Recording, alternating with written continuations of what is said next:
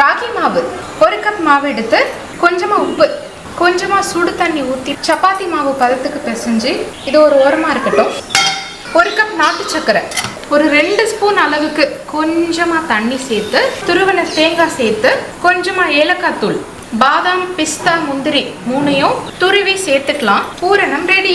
பிசைஞ்ச ராகி மாவுல இருந்து கொஞ்சமா எடுத்து கோதுமை மாவு கொஞ்சம் தூவி ராகி மாவு வச்சு சப்பாத்தி மாதிரி உருட்டி, வெறும் ராகி மாவு தேய்க்கும் போது உடையுது, சரியா வரல, அதனால ஒரு 1/2 கப் மைதா மாவு சேர்த்து பிசைஞ்சிக்கலாம். மாவு பிசைஞ்சாச்சு. கொஞ்சமா மாவு எடுத்து நல்லா மெலிசாவே தேய்ச்சிட்டு 1 ஸ்பூன் பூரணத்தை உள்ள வச்சு இதை மடக்கி இந்த சுத்திலும் நல்லா ப்ரெஸ் பண்ணி விட்டுக்கலாம். இட்லி பாத்திரத்தில் வாழை இலை வச்சு கொழுக்கட்டையை வச்சு 15 மினிட்ஸ் வேக வச்சு எடுத்தா ராகி கொழுக்கட்டை ரெடி.